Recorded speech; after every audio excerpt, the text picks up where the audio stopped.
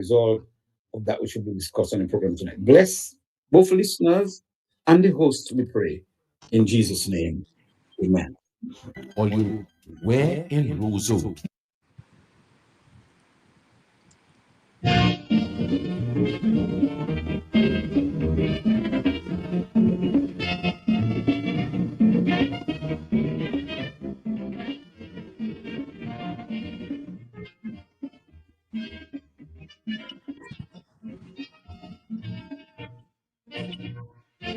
Who's the greatest commands? Anyone can tell you it's the great so much. This handsome major lad really knows his work. Batting a bowling, he's a cricket king. No joke. 3 cheers for Captain Sobers. With no respect, as are always pleased. With the greatest team on earth. But the West Indies, men like Butcher, Joe Solomon, Canaya Davis, and those South Africans, Conrad Hunt and White Gibson, the wicket keeper Hendricks. Australia, you lost the West Indies, it's lost the trophy. I say you know you lost, I am. Australia, speak your mind. Australia, don't mind you lost. Better luck next time.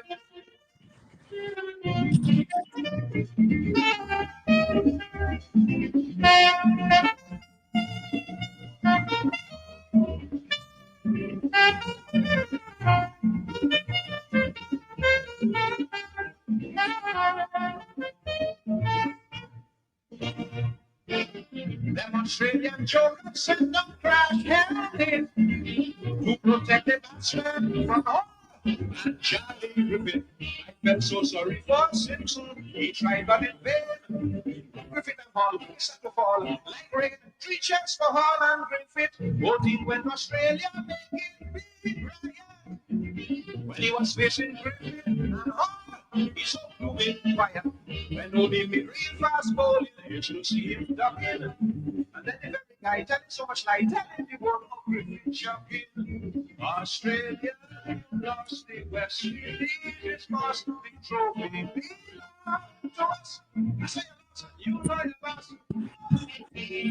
Australia, speak your mind. Australia, don't mind you lost. Better luck next time.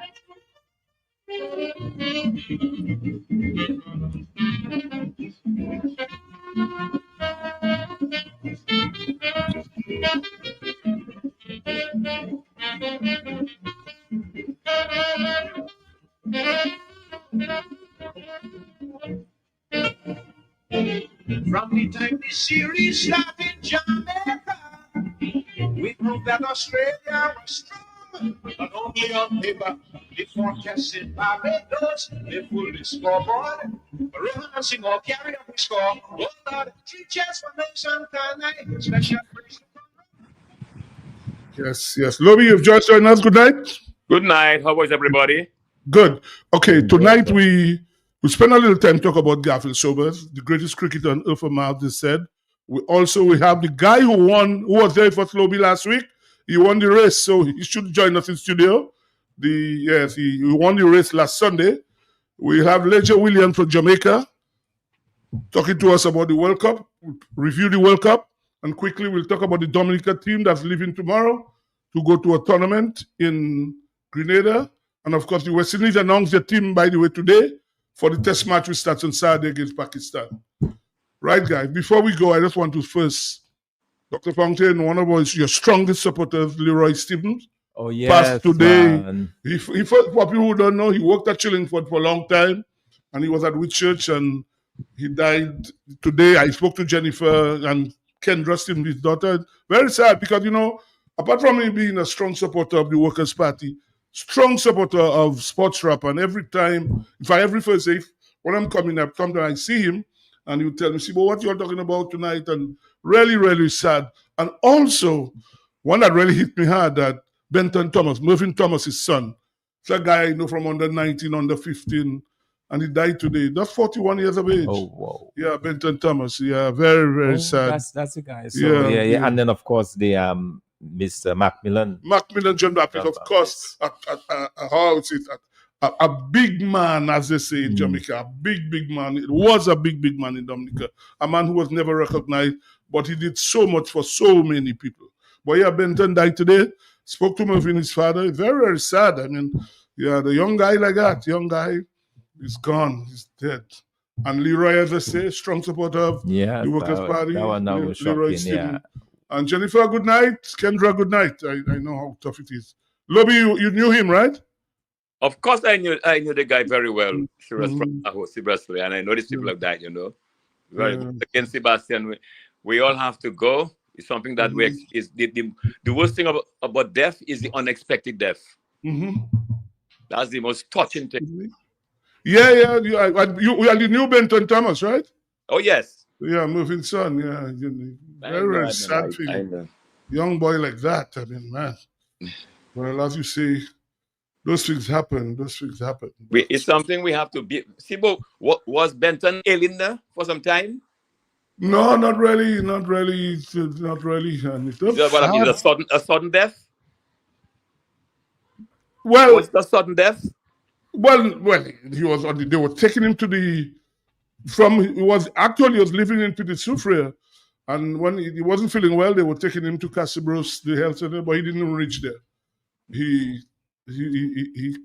collapsed before, and he probably died before he got to the health center. So is that Mikey we have with us? Yes, Sibo, we have him, but he needs to disconnect and reconnect because neither his mic nor his video is connected, and until those are connected, he's not able to join in. Mikey, if you're hearing us, you have to disconnect and reconnect because he recognize that. He probably recognize that. Is it Mikey Finley? Yes, because we're going to spend a little time to talk about Sir Garfield Sobers, guys. This was a world figure, a powerful man in the world, a man like the mighty Sparrow who made people happy for decades. And you know, Lobby, as I said, when we grew up, you grew up, all you heard about was Sir Garfield Sobers, right? When you heard about West Indies cricket, it was Sobers. Everybody wanted to be like Sobers. And it was like Richards came after and Lara, but in the days it was Garfield Sobers. And don't forget, Sibo, at the time he had a lot of quality players around him, yeah? Well, West Indies, nobody, I mean, when you think of the team he played with, I mean, you had people like Simon Dus, Rohan Kanai, even before these guys, Frank Worrell, Everton Wicks, Clyde Walcott, all these guys, I mean, Sobers played. In fact, at one time, Barbados had maybe 9 or 10 men. They could fill the entire West Indies team.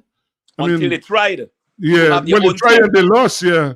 You had Holland, Griffith. Remember, Sibo, Gibbs had his best bowling at that time. He did the best, you know. Right, I think we have Mikey. Do we have him now? Not yet? Right. Do we have him? So I think we have with us on the line Michael Finley. Mikey, good night. Are you hearing us?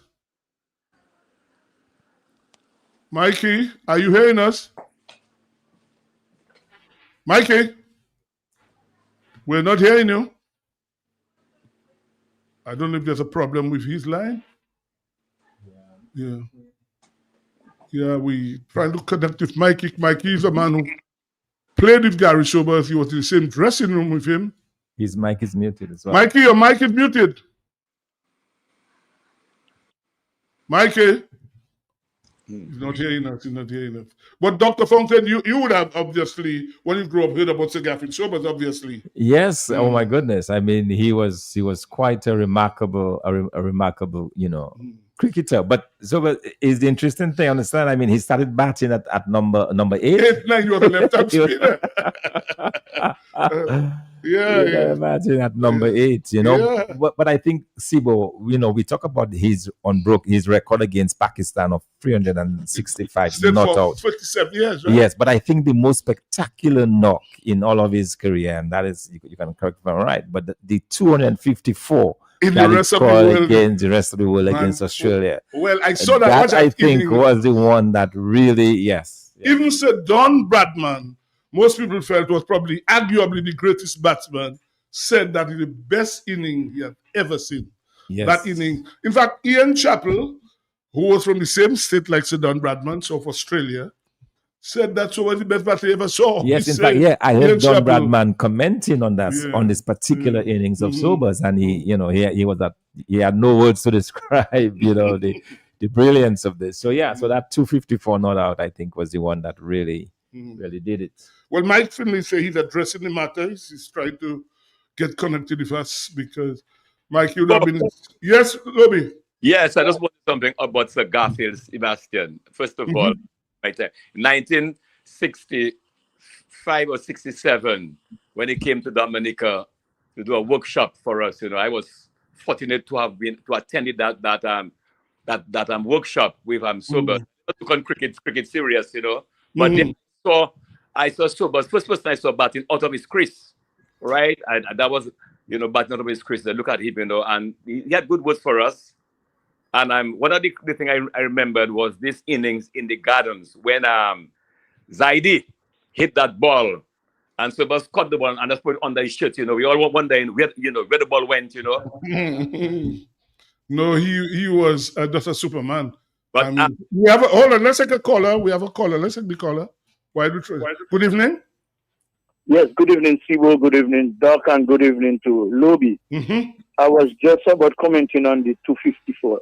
Sri Lanka was host some get together, whatever, for Garfield, and someone asked him about betting weather, and he said the same thing you said, that Don Bradman felt that 254 was his best inning, but Sobers said for him his best inning was in England when he scored, I think, 130 something, and Holford scored 105, 109.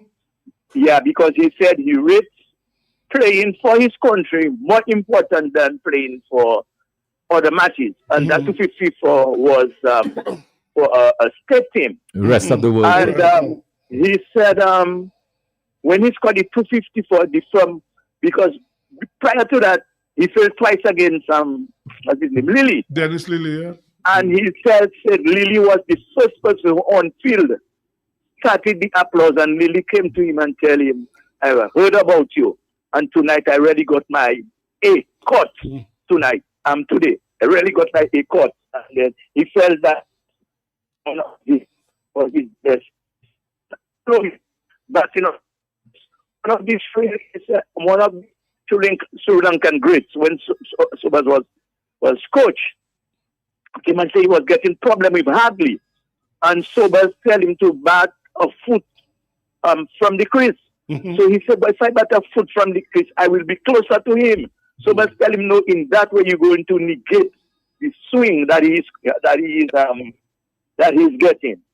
So Garfield was really a great cricketer indeed, and we really lose an icon.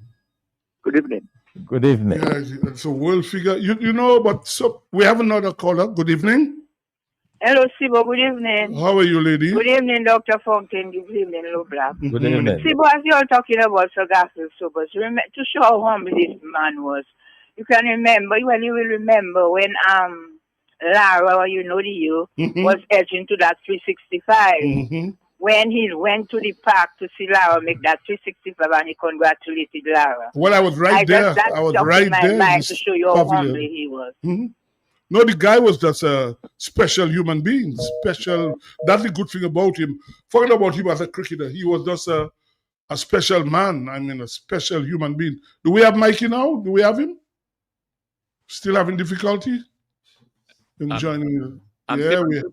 Yeah. Hold on, Lobby, there. We're trying to get Michael Finley. We're having difficulty in connecting with him.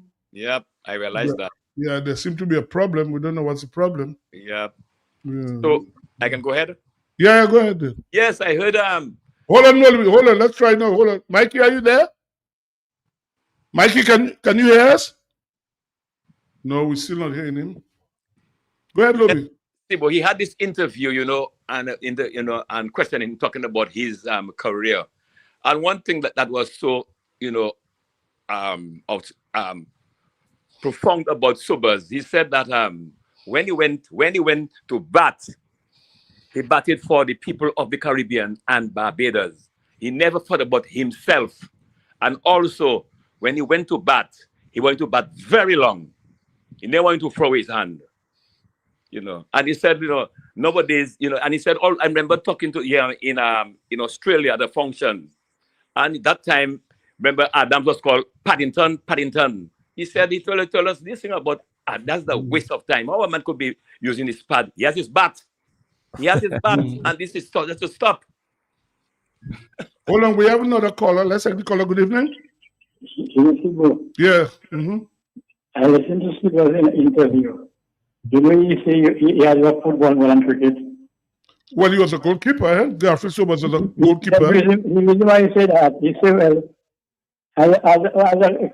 when you play cricket, you can feel how you feel, but sometimes when you go and bat, you don't touch a ball. But when you're on the football field, you must get touch a ball or you will get a kick. He was a goalkeeper and well, he's a brilliant golfer as well. Eh? A top-class golfer.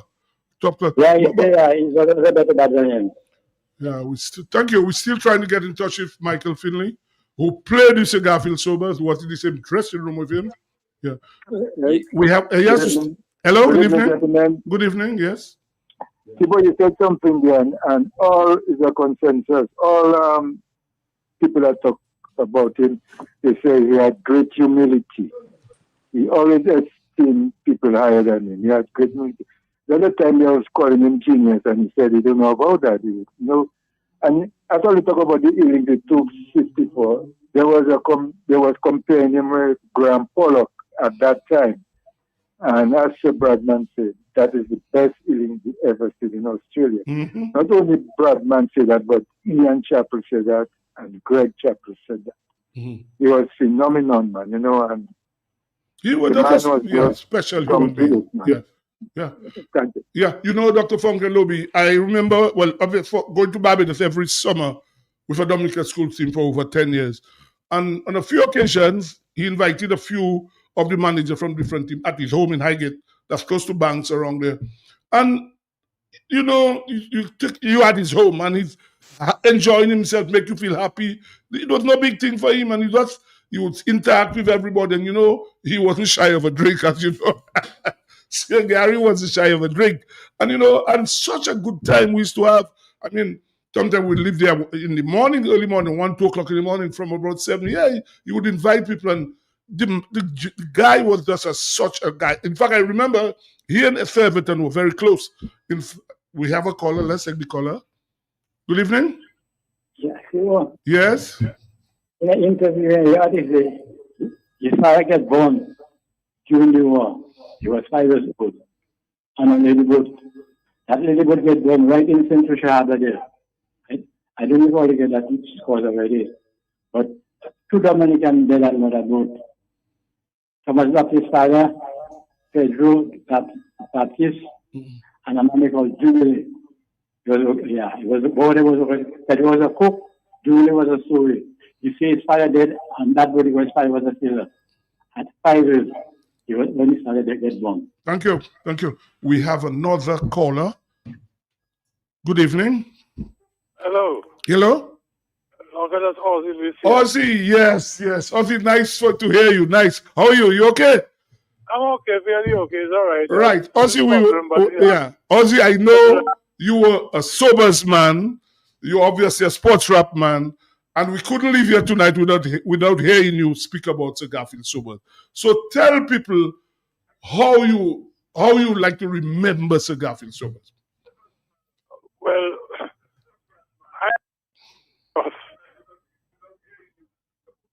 I grew up in the 40s, you were another spring chicken.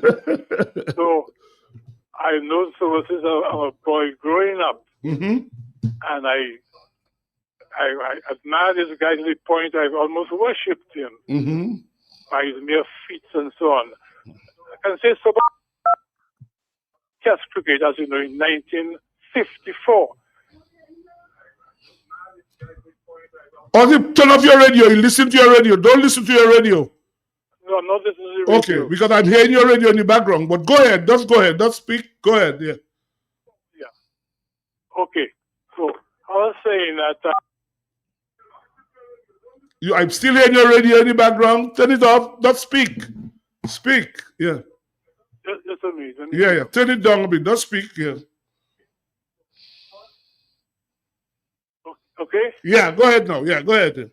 Right. I was saying, I remember Garfield Sobers from, I was a little boy in the 40s, 50s. And, of course, Sobers began playing serious cricket, test cricket, that is. Now, he played, first of all, as a left-arm spinner, orthodox left-arm spinner. He replaced Alfred and Valentine, these great guys. Yeah. Valentine could not play the fifth and final test against England in '54. So Gary Sobers was drafted to come to South to play his first test. And he batted at number 9. Although he's a youthful batsman, still replacing a bowler, and they had him at number 9. I remember Gary scoring something like 14 and I think 26. One innings was not, I can't remember which one, but he got 14 and 26, and he showed glimpses of his bat. But when it came to bowl, I think he got about 3 or 4 wickets. Trevor Bailey and a couple other guys. 54. So Sobers made his mark. That was 55. Came down to the Caribbean with Linwall and Miller. Played the first test, I don't know what. He played the second. And Sobers, I think he was by that time in the middle order, about number 6. And one of the innings he had was made to open the batting. I think maybe in the second test or third test he played. He opened the batting against Linwall and Miller. These were fearsome, fast bowlers from Australia in those days. And Sobers cracked. He said afterwards that he was sent to open, and he just went and he just felt it. He see red, just fired the bat at red. So he said, but of course, it was an innings which is, again, showed his real class. Right? Yeah, okay. Go ahead. So Sobers was 6 or 7, and next tour, I don't know if he went to New Zealand. He might have gone to the tour in New Zealand, but then he went to England in '57, and on that tour he had Collie Smith with him on that tour. Remember Collie Smith who died? Yeah, in the accident. Yeah. Accident. Sobers was driving, and it affected Sobers. It almost ruined his career. He was driving with Tom Dewdney, a Jamaican fast bowler, and Collie Smith. And Collie Smith died. And Collie Smith was just about 58, that was. But in '57, Collie Smith had scored 2 huge centuries against England, 161 and 168, and really was going, at that point, Collie was above Sobers in terms of progression moving up. Then Collie Smith fell victim of that accident in '58 and died. And Sobers said he had to play now in the future for both himself and for Collie Smith. He said so many times. I'll never forget that accident. Sobers was distraught. It almost ruined him. He was drinking and everything. But somehow, I guess he got a lot of counseling and he got back. And then Sobers went on. A few months after, in '58 now, when Pakistan came down to the Caribbean, Sobers played at number 3. So here was Gary, who by number 9, just a couple of years later, playing his first test against Pakistan in 1958, and he was batting at number 3. And Sobers scored a magnificent 365 not out. He and Hunt, I think Hunt was run out for 260, I remember it well. Correct, 260. 790 for 3. And were forced to declare because when Gary hit the 365th run, the Biner crowd invaded the field and refused to move on. And they had to declare by all means, and the score was already 790. So the captain, Jerry Alexander, declared. But Sobers was only 21 then. So his first test century was his record-breaking century, breaking Len Hurd of 364, which which Len Hitman scored that in 1938. Mm-hmm. So Sobers broke the record 20 years later in 1958, which record he kept, as you know, till 1974, when Lara broke his record. You mean 1994, you mean? Sorry, 1994. Oh, yeah. Mm-hmm. It was 38 years. Sobers had the record for 38 years. Mm-hmm. Right. And, well, Sobers had so many other great feats. And then 1960, Sligo was the famous Tide Test in Australia, right? Test match. Yeah, in Australia. Yeah. That was probably one of the greatest series ever played in the history of Test cricket, with Benno and Sir Frank Worrell, two play aggressive cricket, and that was one of the best series ever.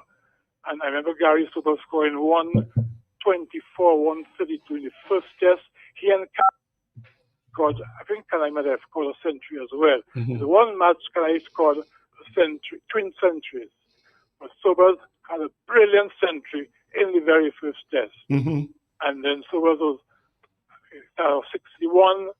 Then they got him to stay in Australia to come back, and he played for New South Wales. Mm-hmm. Sorry, South Australia. South Australia, that's where he played for years, yeah. South Australia. Bradman Mm-hmm. was the one, he and Chappell. Ian Chappell, right. Ian Chappell, yeah. Got Sobers to play for South Australia. And around that time, there was South Africa was banned for the apartheid policies, and the rest of the world, which Sobers was made captain of, had to play against England and against Australia. These two series were two of the greatest series, although it's not going on as Test cricket, because the rest of the world, captained by Sobers against England. And I think the rest of the world won by 4-1 or something. Mm-hmm. And then we went to Australia the following year, and 254 Mm-hmm. in a match. One of the greatest innings of all time, that And 254. Don Bradman, who gave commentary on that thing, says the greatest innings I've ever seen. And you know who Don Bradman is? Yeah, well, most Don people Bradman arguably was the greatest batsman of all time, arguably. the greatest batsman of all time. But and no matter Ozzy, how you look at it, Ozzy, Sir Don Ian Chappell, denied that. who was from the same said, state. Bradman said, innings he has ever seen. 254 Sobers made. Mm-hmm. And this is Sobers, a lot of flair and a huge back swing. Mm-hmm. And he had power, he had grace, elegance, and panache, what you want to call it. So Sobers was just something exceptional. And then you know about his feat style, 6 sixes in 1 over, being the first to do it in first time. In fact, Ozzy, I want you to listen to this. To me, that was the best tribute I heard in all, because you know, what's his name, Ravi Shastri, and what's his name, and Mike Atherton was speaking about Sagara. I don't want you to listen to what they said. Just listen a bit. Yeah, Ravi Shastri and Michael Atherton alongside me. How should we remember Sagari? Is it the numbers, the stylish way he played, his all-round ability, his love of horse racing, or the aura of the man? He stood shoulder to shoulder with giants in world sport. I love the Calypsonian Mighty Sparrow, the greatest cricketer on Earth or Mars.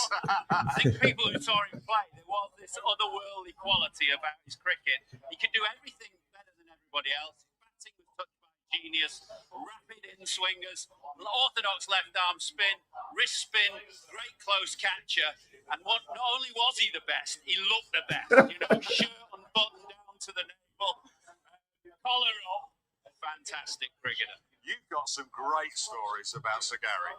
You know, just because of what Michael said, he got bored, and he would tell us that. He got bored after a while, and he thought of ways how to challenge himself. And that's why when you hear Tony Cozier speak at times, he says he's seen him at all hours of the night.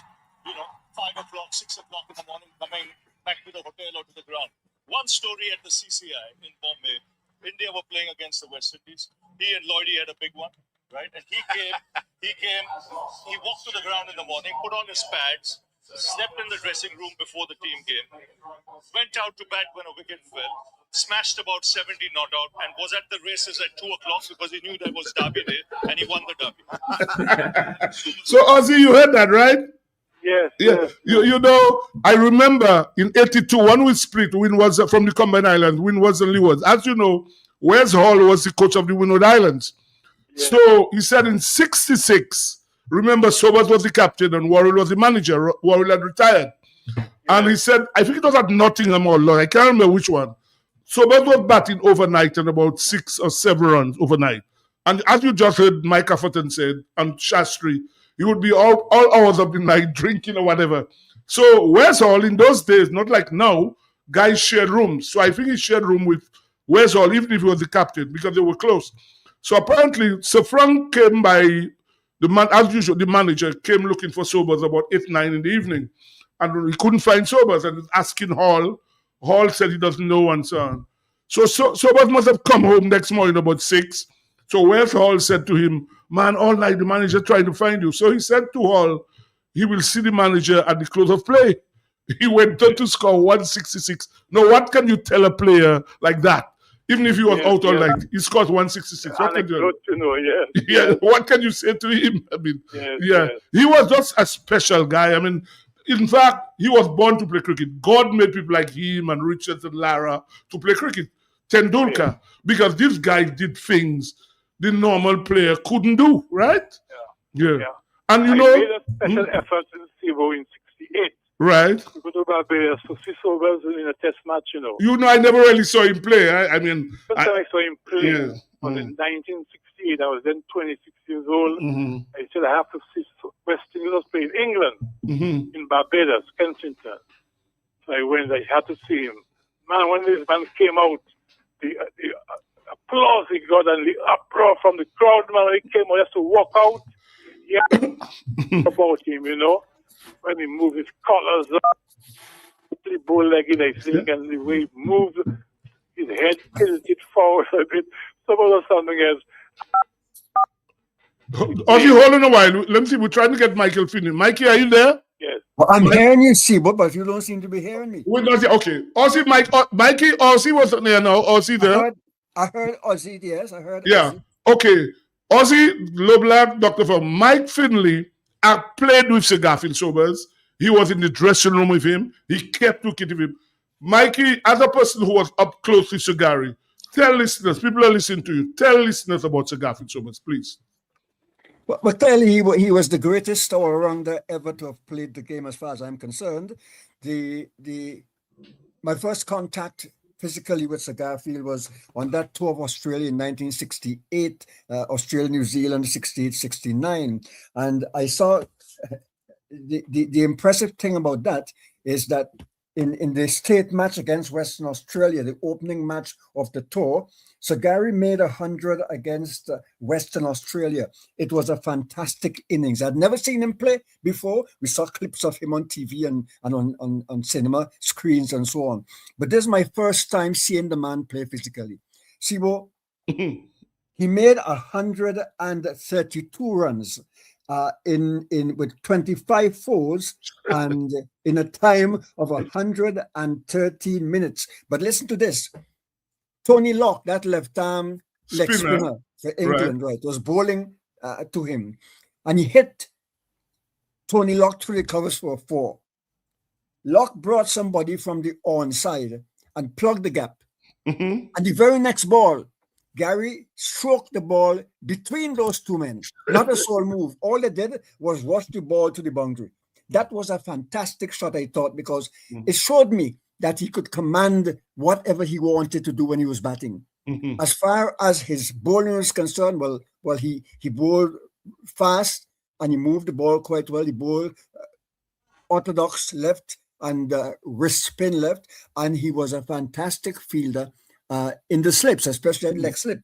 So I was close up to him in matches that I played. Of course, the first test I played with him was in England in 1969. Right. He didn't make very many runs in that match, but that was the match that he had that run-out incident with Charlie Davis. Charlie Davis, who died recently, right? Yeah, that's right. Charlie died recently. He was something else. He was another character.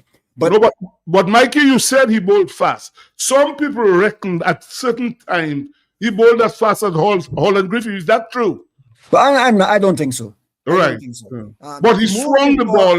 He swung it big time from off to leg, right? That's right. He swung it more than Hall and Griffith. But Hall and Griffith were much, much faster than he was. But he had good control. He had excellent control, you know. And he can pick the weaknesses in batsmen very early. And he did that throughout his career. He did that. When you're looking at Sobers in terms of world sports, he is online with Pele, Muhammad Ali, and those fellas in terms of their global performances. You know, you only have one of those fellas coming through every century or so. All right. He had a great innings in terms of his life. As everybody's saying, he was quite humble. He never allowed his success and the awards he received. The man was a hero. Up to before he died, he was the living hero in Barbados. Correct. That's a big honor. That's the biggest honor any country could bestow on you. But it never changed the Sagari or hero Sagari as an ordinary down-to-earth person who would sit with you and talk cricket and so on and so forth. And he was a fantastic... You know, Mikey, what I'm interested in, I mean, you and I, we played for the Cameroon, Viv and so on. Viv in the dressing room before he went to bat was a guy looking restless and everything. What kind of person was he before he went out to bat? Let's say he's batting at number 5 and watching. Did he watch cricket before he went out to bat? Oh yeah, he watched the game, but he was quiet, he was calm. I suppose he was concentrating. You never saw a difference in terms of what the state of the game had on him, because he looked like anybody else. He watched the game. He was ready, and when the man was out, he got up and he went out. He walked with the same flash to the wicket, and he never showed that he was afraid. Allowed the situation to. In 1972 in Barbados, in that match against New Zealand. Charlie Davis again, right? You remember when we were struggling? Yes, and they had a big partnership, That's right, we were struggling. And when I went to enjoyment at the cruise, I said to him, Skip, I'll hold here for you. And what did he say to you? No, he didn't say anything. He just, he said, we just went on.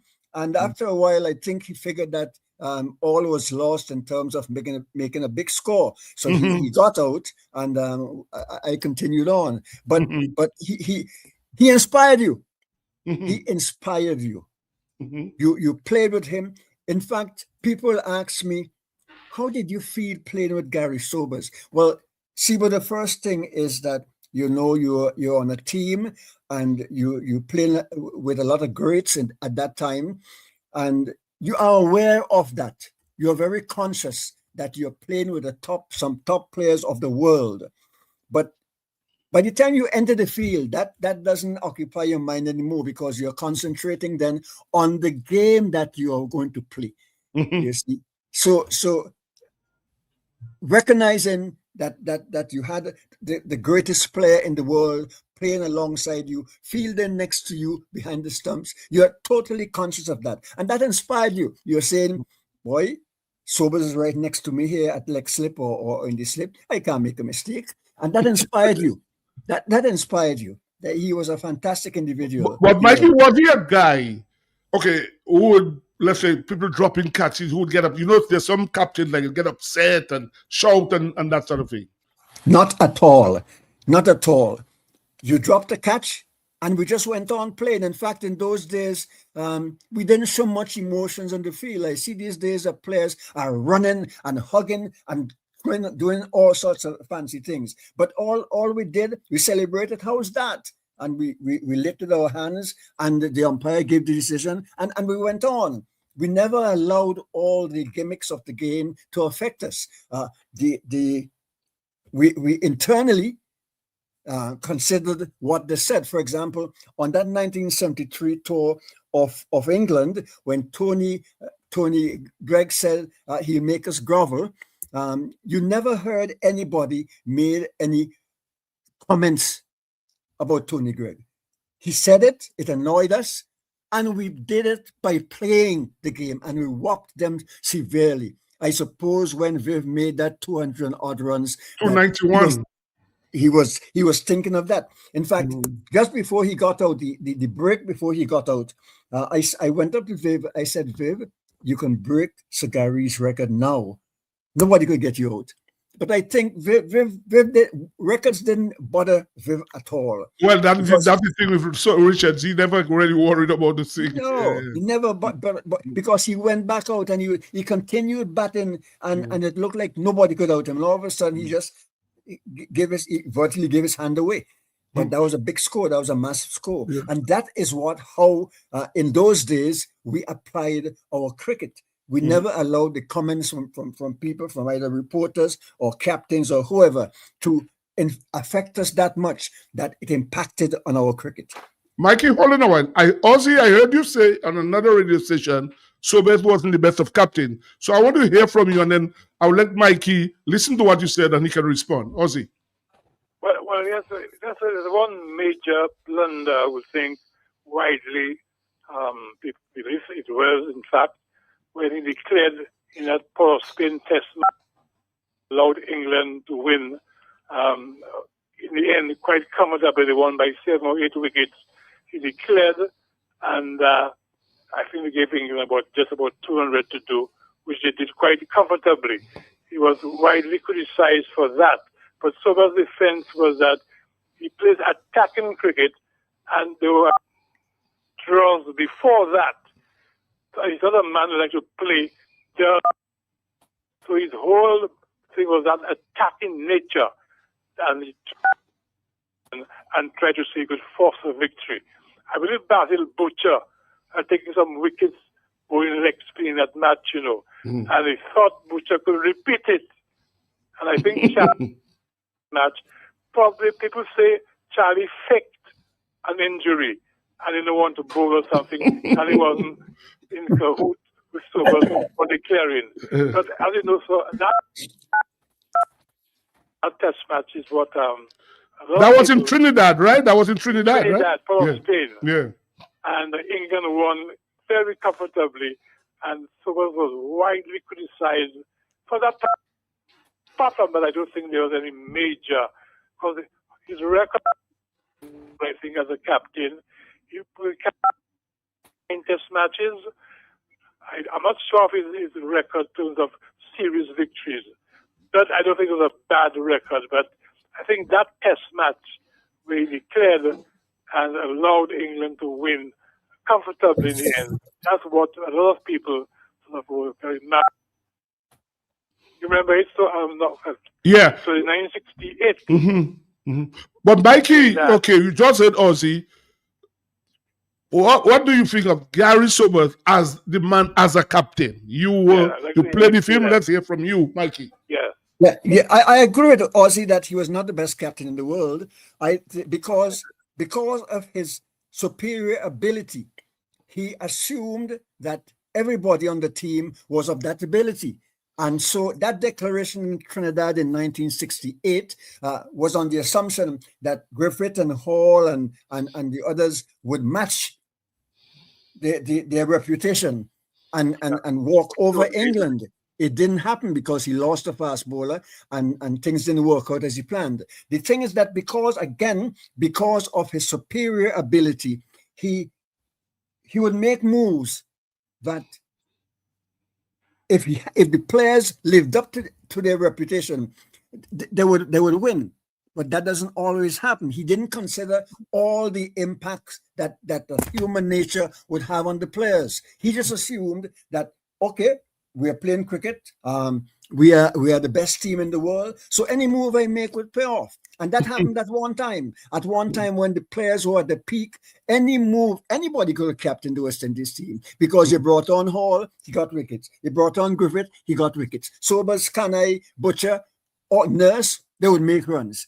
But when that talent began to fade, as happened in 1968 in Australia, then it needed somebody with the quality of a Frank Worrell leadership who understood cricket extremely well and who was able to put into effect plans to counter the deficiencies in the West Indies team. Sobers couldn't do that because he was not that type. He was an attacking player, and he believed in that style of play. And if the people around him couldn't live up to that, then the team fell down. But it wasn't because that he was not a great player. It's just that all great players don't make great captains. Sobers was not the best captain in the world.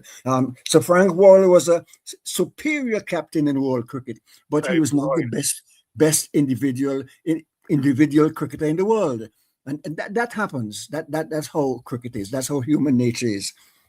But well, Ozzy, Mike, you remember how Sobers, his career ended? Because you remember when it was in 73, apparently he was told he had to go for a fitness test. You remember that? And I think that caused problem even after he retired with Clyde Walcott, who was chairman of selected at the time. And Sobers felt that a man of his stature, he said to the board he was fit, he felt he was fit, and they refused to select him. You remember that, right? Yes. Yeah, and I after that, the dividers that he and Sir Clyde were never really close. I mean, he and Everton Weeks, I can tell you, from going to Barbados for about 10 years with the school team, they were always together. He and Sir Everton Weeks, very, very close. But I don't think he was a fan of Clyde Walcott at all, because he felt that he should not have had to go through this fitness test. He felt so. Well, it is natural. It is natural, Lockhart, for him to feel that way. Here you are, the greatest cricketer in the world, and you're playing for your home team, and there's a question of your fitness. In the first case, I imagine that they would have got a doctor to look at him before considering the situation. That should have happened. They should have got a doctor's opinion and then speak to Gary. And if Gary said, "Look, guys, I think I'm fit enough," then they'll give him the chance, because he will know his fitness. He has proven before, time and time again, that he can deliver. So why on this occasion do you want to deny him the chance to deliver when he said he could? I thought they could have given him the chance to prove his fitness. You know something I found strange, Ozzy and Mikey? The next Wednesday at 10 o'clock at Kensington, Sir Gary will be buried. But there's a test match next week Wednesday, 10 o'clock, Kensington Oval. But a test match is starting on Saturday. If the test match goes all 5 days, there'll be test cricket on Wednesday. So I don't understand, what is really going on? Because you're telling me, let's say, next week Wednesday, West Indies and Pakistan are playing Trinidad, and the greatest cricketer, probably whoever lived, will be buried, a national hero. The whole world will be watching. And I don't understand that one at all. No, they should have. Obviously, the fixtures were done before Sir Gary. Right. But I thought, given the nature of the situation, that both Pakistan, West Indies, and the ICC could have compromised. Exactly. And said, look, this is the greatest cricketer in the world. And in his honor, let's change the fixture so it doesn't clash with his. Because clearly, somebody like the West Indies captain should be at his funeral. The West Indies board should send somebody to represent the West Indies, and the best person would be the captain of the West Indies team. Apart from the fact that the president of the Cricket West Indies would be there, I thought it would be a great honor and I'm sure that the captain of the West Indies team would be greatly honored to attend Sir Gary's funeral. So I think the Cricket West Indies clearly made a blunder. Not that they could blame them for the schedule, because it happened before he died, but clearly that death of Sir Gary and the what he meant to West Indies cricket should overshadow everything else, and there should be consideration that let us postpone this test match or this day's play for the funeral. I agree that. Yeah, because when I heard that, I said, but these people don't know. Somebody made a blunder. Something could have been done to accommodate that. I mean, obviously the whole world will be watching that. I'm sure it will be beamed around the world. All sorts of dignitaries from all over the place will be coming, and I don't understand. It reflects badly on West Indies cricket. It definitely does. I can't believe that is occurring. I can't believe that. Next Wednesday at 10 o'clock at Kensington Oval. That's the day of the funeral. And that's the 5th day of the test match which starts on Saturday between West Indies and Pakistan, which makes no sense at all. Well, they hope the match will end in 4 days. Hi, Sibo. Yeah, Lobby, go ahead, Lobby. Yes, I'm just listening to you all in terms of the funeral. Yes, there must be some compromising. I heard you said about the captain. I think the entire West Indies team, some arrangement made for if Friday. I think instead of Wednesday, they could bury him on the Friday. Yes, the body, yes, about West Indies, Pakistan, but knowing that this test match, all right, was scheduled already, the service could have been moved to Friday. So here you have, first of all, I think the West Indies team players, as many players, as active players as possible, should attend that funeral. Well, probably what could have been done, they could have scheduled the funeral after, let's say, Thursday or Friday. I mean, as you said, Mikey, the fixtures were done long time. We knew when the test match was on. So something should have been done to put the funeral on Thursday, Friday, instead of having the two clashing. I mean, that doesn't sound good at all, honestly. Oh no, certainly not. That doesn't sound good at all. Yeah, it's really. One other thing before we close this thing, Mikey and Aussie, a lot of people say, I mean, you hear talk now about some people try to compare because of Jack Callis's statistics. So people say he probably, but the way Sobers played compared to what people like Callis, people like Sobers didn't play for records. They played for their team. And Sobers played a brand of cricket that made people happy. I mean, you go and watch Jack Callis, he probably scored 200, but it probably might take 2 days. Gary Sobers never really played like that, Mikey, Ozzy. That's right. You're correct. That's right. You have to entertain, He said so, His main aim is to entertain the fans, He didn't play for records or anything, so that's plays now. So watching a century from Sobers and from Callis, it's chalk and cheese. Yes, you're right.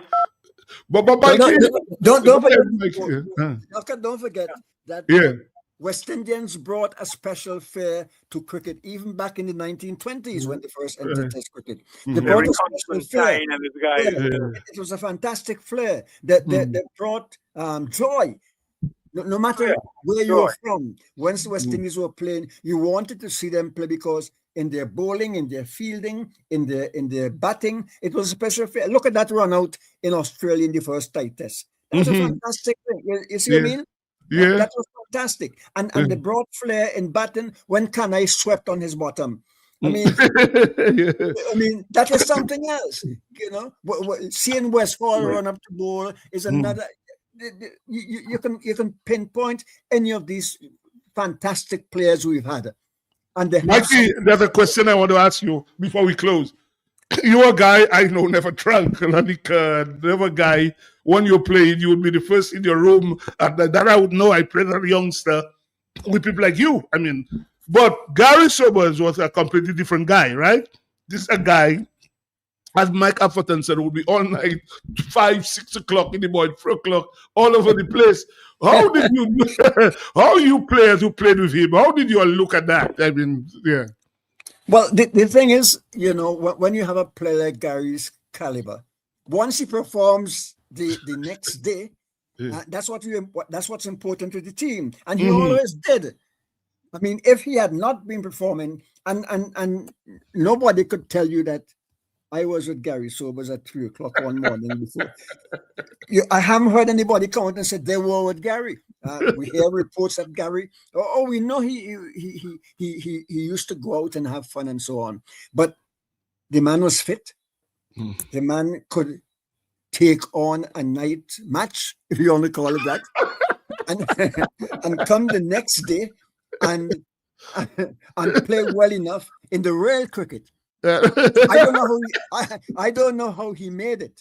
You and I were normal human beings. He was not a normal human being. He had a special gift from God. True. And that is what took him around the world. But before I go, Sibo, hello to Ozzy, I haven't seen you for ages, and all my friends in Dominica who I haven't seen for a long time. I wish you long life and good health, and I hope that you're fine. I always ask more about you guys. Yeah, well, yeah. I always tell you, though, cause he's okay. And Avis, Yes. and Avis, you always ask about Avis. Avis too. I heard Avis When earlier. you and I go back Yes. from 1960 when we put our inter-school tournament to the age of the good Frank Mason, man. This is the man who cultivated your style. I remember very well. Great F.O. Mason, you know. Yes. Good to hear you, Mike Finley, man. Right. So, gentlemen, on that note, I want to say thank you to both of you all. And Mikey, as usual, we'll keep in touch. It was very nice joining us. Ozzy, thank you very much. Go and get some rest, Ozzy. Go and get some rest. Yeah, Thank okay, you. man. Good. All right. All right, Sibo, all the best. Thank you. Everybody. Thank you. So we'll take our first break All right, now. thank you. Thank you. Thank you. Or where in Roseau, key matter is you can just walk in and order all your chicken parts, wholesale, and even enjoy retail. It's at AC Shillingford. All chicken parts available that you can afford. Fresh breast. And you know breast is best. Shillingford wings have muscle. After you eat it, you can fly. As for Shillingford chicken drumsticks, even swinging stars just order drumsticks from Shillingford. And for those of you who love Risapul, AC Shillingford keeps your belly full. Buy your chicken wholesale at AC Shillingford. From wings to thighs to drums to breasts to backs to necks. It's available. It's always available and it's affordable. Plus you've got pork feet, ham and turkey, bull foot, chicken nuggets, pepperoni, all those right seasonings to make your kitchen keep on ticking. Buy your wholesale chicken at AC Shillingford. When you think of chicken, think of AC Shillingford. Always ready. The economic fabric of Dominica revolves at AC Shillingford and Company. For timeless, trusted, dependable, comprehensive insurance coverage, it has to be New India Insurance. Need anything overseas? Shopbox Dominica and Isle of Freight is your advance on-time delivery right to your doorstep. For super savings on all your groceries, come to ACS Super Shopping Center for laundry, groceries, cooking, beverages, and event supplies on King Jonathan Street. ACS 7-Eleven on High Street, supplying your everyday essentials. Fill up your vehicle gas tanks, get your cooking gas, and top-ups of all kinds. Or go to 7-Eleven Portersville, where the best-kept secret is conveniently located upstairs in the confidential escape or staycation self-contained accommodations at the Porter's Place. AC Shillingford, where you spend less and get more. You want the best, you do. Shop at SDA. Better than the rest. Go shop at SDA. And the husband whatever say, shop at SDA. You get more for what is there. Shop at SDA. Shop at SDA. Yeah, shop at SDA. Shop at SDA. What is there? Shop at SDA. Yes, family, customer friendly. With free locations, it's so convenient. And our price is there. Madam, that's where you belong. Oh, tell your mama, tell your papa, shop at SDA. Tell your son and your daughter, shop at SDA. Auntie, nanny, and cousin, friend, open power, all of them. Grandma, grandpa, couple, neighbor, girlfriend, boyfriend, side. What? Shop at SDA. Shop at SDA. Shop at SDA. Shop at SDA. Check us out at Portersville, High Street, and downtown Rose. Some laundry detergents may miss the mark when it comes to adding softness to your loads. But fortunately, in Dominica, we've got Ensueno fabric softener. Ensueno is the conditioner of laundry care, making your clothes feel butterfly soft. Discover Ensueno fabric softener. Long-lasting, nature-inspired fragrances protect your fabrics. Revitalize your laundry with the refreshing scent of spring fresh Ensueno fabric softener. Makes your clothes fluffy, alive, and vibrant. Love all over Dominica. Local agents, AC Shillingford Company. Available for all supermarkets, your favorite friendly neighborhood outlet or shop. Use Ensueno. Looking for a quiet, relaxing place to stay? Call Porter's Place Guest House. Leaving the office late and need somewhere close to town? Call Porter's Place Guest House. Have business clients coming in and need accommodation? Call Porter's Place Guest House. Looking for group accommodation? Call Porter's Place Guest House. Located at 37 Goodwill Road in Pottersville, upstairs ACS Supermarket. Enjoy our semi-self-contained rooms with private washroom, bathroom, Wi-Fi, air condition, cable network, mini refrigerator, all in a non-smoking environment. Call or WhatsApp at 1767-275-1899 or email us at info@pottersplaceguesthouse.com to make your reservation. Potter's Place, your home away from home. Fit for a king, a queen, and all their royal subjects. Dominica, it's game time. On or off the field, every goal, corner kick, every penalty. From cricket to football to netball to basketball, Del Matches is Dominica's #1 and only all-star sports, all gear, all uniform, all access sports center. Get all your team and individual all sportswear, accessories, and fitness comfort apparel. Del Matches got it all. From Nike to Lacoste to Puma, Adidas, Psycho Bunny, Levi's, football boots in all sizes, hoses, shin guards, goalkeeper gloves, sneakers for running, jogging, walking, climbing, hiking, or tracking, softball, cricket ball, sports trophies, and all sports gear and wear. Your sports dominance begins at Del Matches. Oubliez jouer, sway, sauter, marcher, et driver. Track pants, tops, shorts, sports bras, in all neutral or delicate fluorescent colored sports fabrics. Only at Del Matches, proud sponsor the Sports Wrap, interactive sports review, results, analysis, predictions, and sports commentary. Del Matches, Arcade George 5th Street, lower down from Ace Shilpa Shopping Center.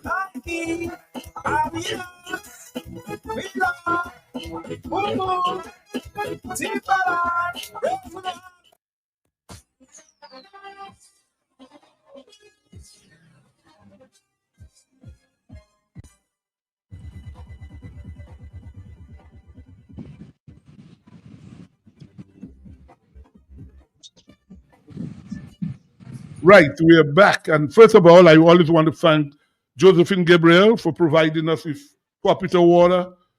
Del Najis bookstore, they all sports store. They're always willing. They're the best in sneakers and t-shirts. Anytime you need that, you go there.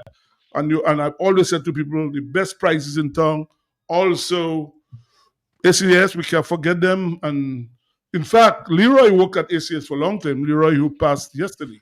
Right. We're going to be talking football and World Cup football. And we have with us our guy from Jamaica, Leger Williams, who he predicted when we had him about a month ago, the 4 semi-finalists, and he was dead on target. And Leger, good night, man. Good night. What's up? Yeah, hi, Mr. Sebastian. Thanks for having me once again. And Dr. Fountain is there, and Low Black is there. Right.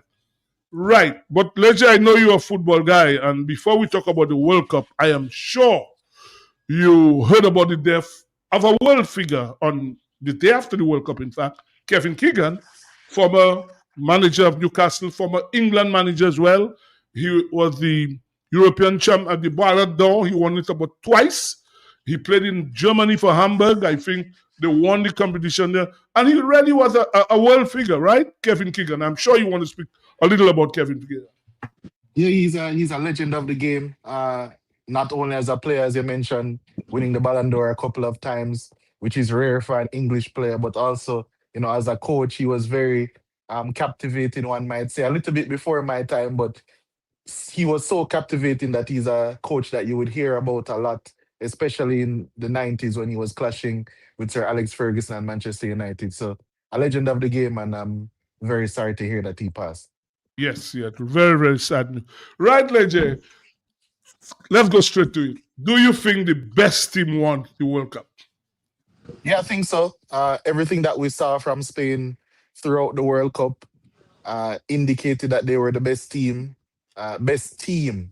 Because, France, they were playing some good football, but I think that was pretty individualistic on their part. Their stars were carrying them through. I always had a few questions about their depth in certain areas and their midfield. And Spain, when they played France in the semi-final, it was all about midfield dominance. So I think Spain certainly were the best team and they deserve to win. I know you're an Arsenal man. And I heard you because you were on the broadcast during the match when you spoke about your free Arsenal players in the Spain team, right? So that's why you're happy for Spain, right? Yeah. I mean, I'm pretty happy. I think any team that had one out of the four semi-finalists I picked, I would have been quite pleased. Apart from Argentina, there's no Arsenal players over there. But yeah, England, I would have been pleased. Because they have Spain, four. England have 4 players, right? yeah, England have four Three black players and guys. very important players as well. For Right. Spain, I would say that, because David Raya didn't play, and I can't really complain because Unai Simon won the Golden Glove. Merino, though, made a very big impact, scoring 2 pivotal goals. Should have scored as well in the final. And Zubimendi came on in extra time, and even though those were his first minutes, he acquitted himself quite well. So I'm quite pleased that, of course, Arsenal would have had an impact on the World Cup as well. You looked at the entire World Cup. What is it that Spain did that the other teams didn't do? I think it all comes down to philosophy. Everyone was speaking about their tactical approach, and that is a big part of it as well. But philosophy-wise, it's built from the ground up. Everything that they do, it's embedded in their players from a very young age. Even doing my research going into the final before that broadcast, I noted that Luis de la Fuente, Spain's coach, he was the coach of the under 21 team in 2019 that won the under 21 Euros, and that team included Mikel Oyarzabal up top, Daniel Almo at the 10, Fabian Ruiz was in the midfield of that team, Mikel Merino was on the bench of that team, and Unai Simon was also on the bench of that team. Those are 5 key players for this current Spain team. It's no coincidence when you look how they play, the trust that the coach has in certain players. It's no coincidence that they were successful tactically. I also think that they were brilliant. They kept it quite simple, a 4-3-3 approach. Obviously, you have your in-possession structures, your out-of-possession structures. But I just think philosophy-wise, they were a cut above the rest. And they showed that, especially in the modern game, your tactical approach. And when you couple that with your philosophy, you're always going to have a winner when you have the talent. Sibo. Go ahead. Yes, I'm just listening to my friend about Spain. The question I'm a bit older with that young man there. What that surprised me in the World Cup, brother, is the level of physical play that was allowed. I was really shocked. That is physicality I saw during the time of Pele.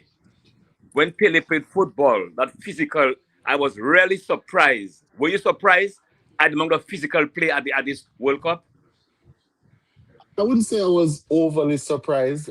I don't think it was as physical as maybe in the 2000s, the challenges that we saw coming in. But one thing that's become a trend throughout all of, world football is tactical fouls. And that's something that the best teams use to get maybe break momentum or get themselves settled defensively. And it's no surprise that the 2 teams that committed the most fouls throughout the World Cup got to the final. I know everyone will harp on about Argentina, but Argentina, they're a smaller team compared to a lot, and they have to really throw their bodies around. So it's going to be more evident when they foul as opposed to Spain. But even in the World Cup final, 25 fouls for Argentina, 21 for Spain. Both teams are, I would say, very acquitted when it comes down to using the dark cards. Let me tell you, I agree with you, but I still looking at what things were allowed. Much of it. At the end, players realized what was happening, and they just had to go along with the flow. I think Argentina, you said about your top 4, all right, as you predicted. But had the officiating good against Egypt, Argentina would have been out. Don't you think so? I see you laughing. I mean, yes, I do think that there were dodgy calls in terms of the refereeing throughout the tournament. But that's been a constant throughout football since the start of time. There have been many great games, many moments throughout games and throughout history where you can say that the officiating really was the star of the show. You can think back to classic moments like the 1966 World Cup where England won through a ghost goal. Diego Maradona punched in a goal. I would call it the hand of God 40 years later. So it's something that's constant throughout football, and I guess they can say now in the age of VAR, those things should be eradicated. But at the end of the day, referees are people. They make their mistakes as well, and it's just a part of the game. That's no, I don't agree with you, brother. We agree to agree. Because in time of Pele, the greatest of all, in 1970, go back in 1970, I see a lot, right? It has been said, the people that played this Pele, Europeans, and so on who played this Pele, in 1970 World Cup, Pele was fouled the amount of times Pele, against Italy, this final game.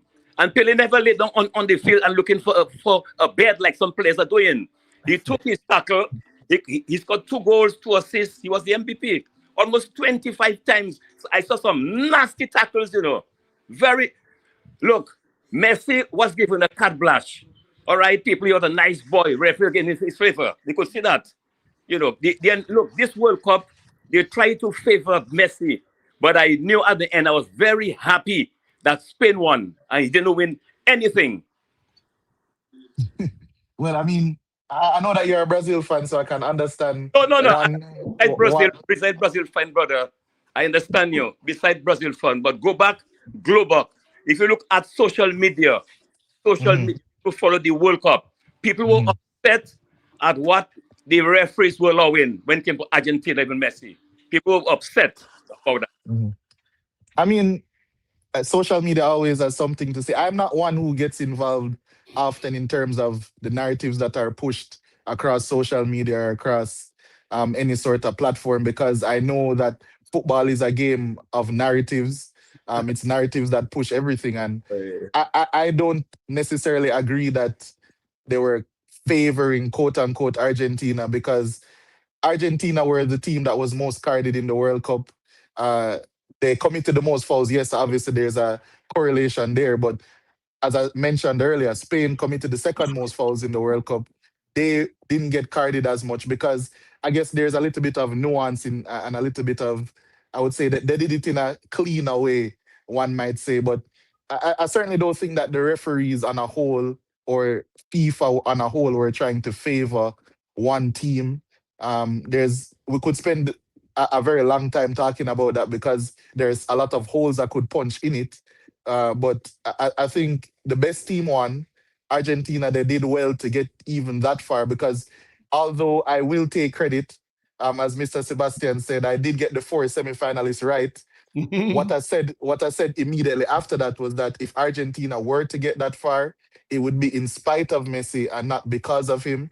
I didn't realize the impact he would still be having on this Argentina team. So I think he was just, I'll have to disagree with you. I think he was just the best player who has ever lived, carrying his team to a point, and they couldn't get over the line against a better team.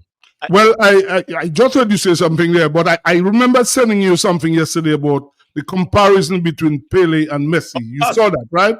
I'm sure you saw that. So these things, I don't want to debate that, because it's like you hear people talking about, well, who was better between Richard and so was Lara? Who was better between LeBron James and Michael Jordan? And Muhammad Ali and Joe Frazier. So you have all that sort of stuff. So let's not even go, because that will probably take all night if we're going to go into that. What I want to ask you, though, in terms of, you look at people like Lamine Yamal, Michael Olise. Obviously, Olise had 6-7 assists, but he didn't score a goal in the World Cup. And I thought he could have scored more goals. Lamine Yamal himself didn't score many goals. You had Jude Bellingham doing very. So, what is your view of individual players in terms of skill during this World Cup? Some of the players people thought would have done better in the World Cup. Well, I'll answer both. I will say that for me, it's difficult to say who the best player of the World Cup was, because if we're looking at it from an objective lens, I think for up until maybe the round of 32, I would lean towards Olise. I think he was fantastic what he was doing from a creative sense.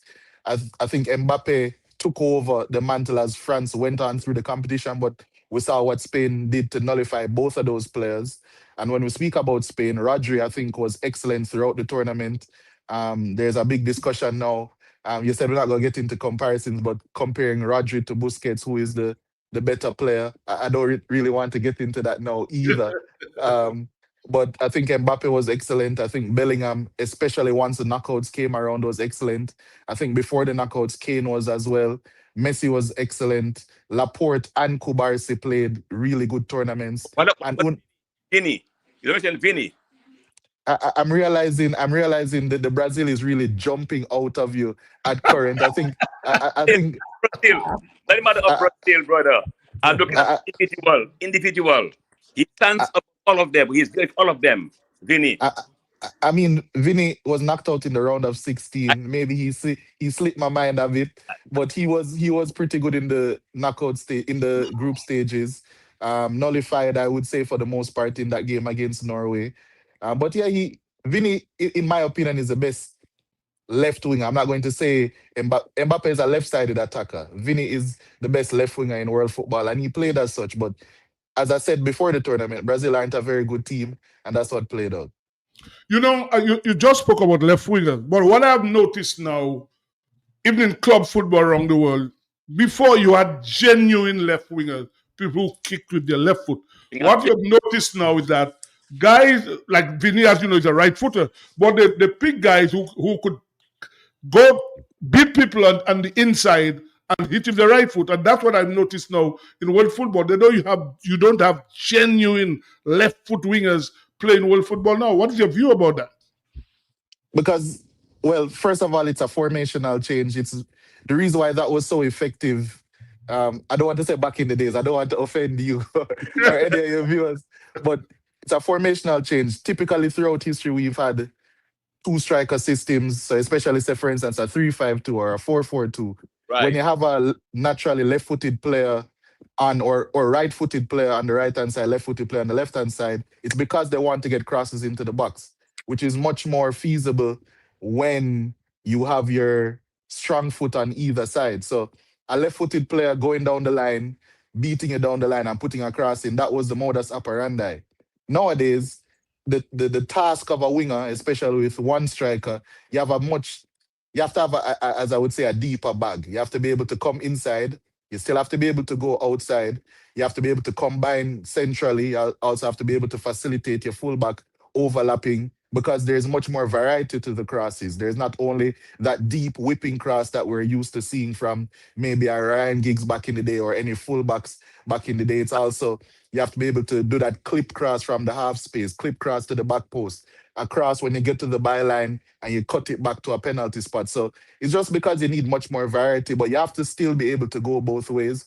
But I think that's why we've seen a decrease in strong-footed wingers on either side. You know, Lejay, this year the World Cup was 48 teams. In fact, I'm sure you're hearing now the thinking of increasing it to 60 teams. A lot of teams, people feel I love the teams that played in the World Cup. Some of them were not up to it because they felt the quality of some of the teams or the lack of quality in some of the teams. What do you think of him thinking of increasing it now to 60 teams down the road? Okay, what I will say, I wasn't in favor of them increasing it in the first place. Mm-hmm. However, I thoroughly enjoyed this World Cup, and I think most of the teams that took part added something positively to it. Of course, there were bad teams, but if there wasn't a 48-team World Cup, we wouldn't have a team like Cape Verde competing so well, for example. You know, so I think that there are some teams that probably shouldn't have been there, but I think for the most part, most of the 48 teams added something positive. So even though I'm saying that I am not in favor of them moving it up to 64 teams or whatever it is, I will also say that I wasn't in favor of this, and it worked out well in my opinion. So, yeah.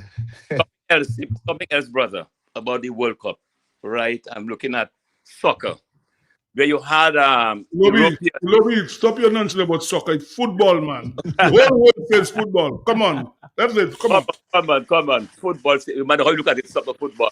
That's soccer. And you're looking at this 2020 World Cup, and where you had the black players, for example.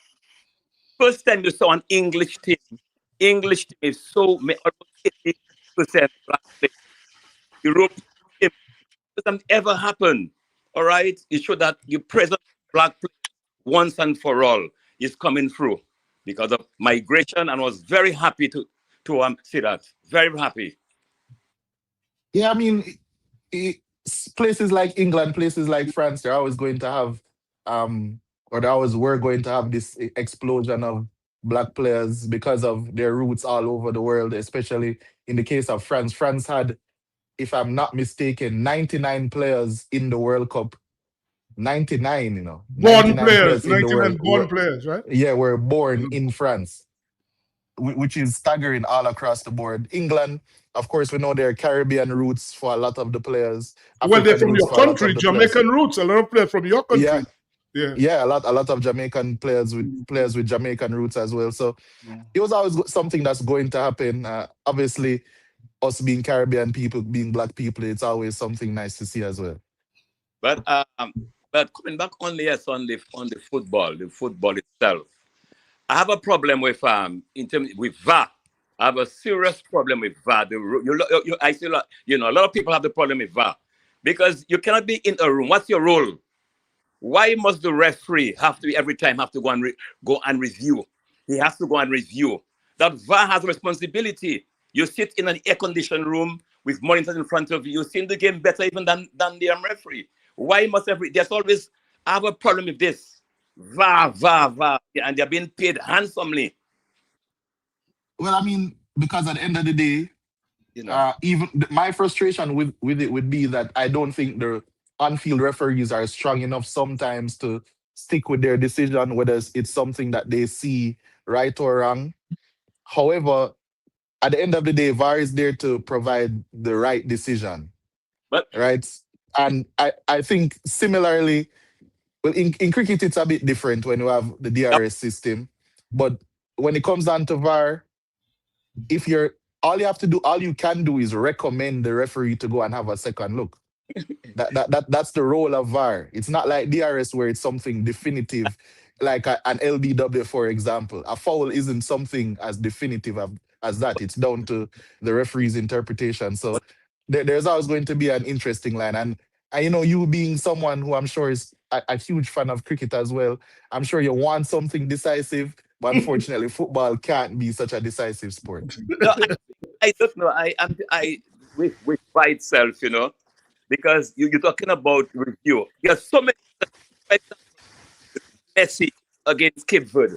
He should have got a card right there, a red card. He should have gotten a card right there for something like that. Just smiling, and he was given so many things in the game itself, I'm telling that upset. But again, early on, I was happy that black people played a vital role, and most of the teams, except Argentina, most of the teams you look at had black players, except Argentina. Yeah, that's true. They did play a very vital role. Good. Yes, Mr. Williams. One of the games I think that really stunned the whole World Cup, and probably one of the more spectacular results is Spain versus Cape Verde. Yeah. When you consider that the number, Cape Verde in terms of the ranking and the expectation, and being able to basically stay 2-2 with Spain for 90 minutes. I mean, what were your views on that particular game, and how it shaped even the response of Spain to the rest of the competition? I mean, coming into the game, it was always going to be difficult. Football isn't played on paper. It's never been. Cape Verde, they came in with a plan. They came in to condense the spaces that Spain wanted to exploit. And coming up against a low block like that is always going to be extremely difficult to break down, especially when things don't break your way. Usually, when you're coming up against a team and there is a low block, especially if you don't score early, the game is going to get increasingly more difficult for you. And in this World Cup, the games were broken up into 4 segments. It wasn't 2 halves like what we're accustomed to. So if a team like Cape Verde or any other team that implemented a low block against a bigger nation got to these breaks and the scoreline was still in their favor, and in this case, still being level, it's even more impetus for them to dig in. And Cape Verde did a very good job tactically in terms of condensing space, because Spain always want to attack centrally first and then try to push the play out wide. And they didn't allow them to do anything centrally for the most part because of everything that they were doing in terms of blocking out the middle. And Also, they didn't have Lamine Yamal or Nico Williams in that game that could really exploit things out wide. So it was always going to be a tough ask, and it was an excellent result for Cape Verde, but I don't think it had too much bearing on how Spain approached the rest of the tournament, because it was always going to be rare that they would come up against a team that negative in the latter stages of the tournament. Interesting. All right, let's talk a little bit about the semi-final game between England and Argentina.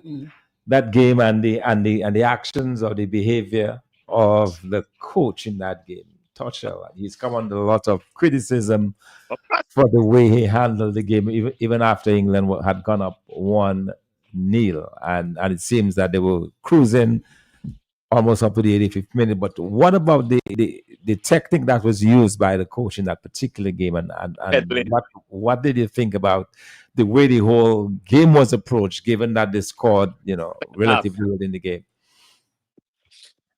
I think it's difficult. I rewatched that game. I'm going into the final, and what I will say is that I understand his thinking, but I don't understand his execution of what he thought. So it is difficult. It's always easy, not difficult. It's very easy to say once a coach does something and it doesn't work out that he did the wrong thing. It's always easy to say that in hindsight. However, against Mexico, a game before that, when England needed to see out a lead, he did go defensive. He did go 5 at the back. He went to that 5. Well, they had a red card, so call it a 5-3-1 system. And it worked in terms of blocking out the crossing chances, blocking out the lanes, and allowed England to get to the semi-final. However, in this game, rewatching the game, I don't think it was his particular instruction to immediately go negative as soon as England scored. They were still trying to press. They conceded some chances. And then it's just a natural player instinct for the team to sit back a bit. He reacted after the water break, the hydration break, brought on a 5th defender. Where I think he went wrong was the application of that 5th defender, because they went to a 5-3-2, which is a defensive system which is supposed to condense space and block out space centrally. However, Argentina brought on players which, when they were trying to overload in the wide areas, to put crosses in. And that's where the mistake was. Mistake number 2, and it's something that I saw on a rewatch of the game. Dan Burn was brought on, and I love the inclusion of Dan Burn in that Mexico game. And in the Norway game as well. He was winning headers. He's 6'6", 6'7". He's always going to be a nuisance in the box.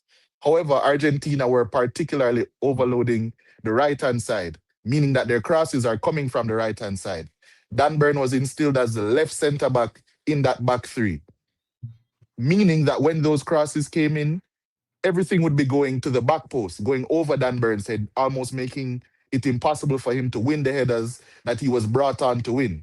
England were not trying at that point to play any football, so they can't say that they want a left-footed centre-back on that side. I think he should have been instilled either on the right-hand side or in the middle of that back 3. And I think that's really what cost them in the end, because at the end of the day, it was a set piece that they conceded from that they didn't react to quickly enough. And then after that, once the momentum was shifted fully in the way of Argentina, it was always going to be difficult for them to hold out.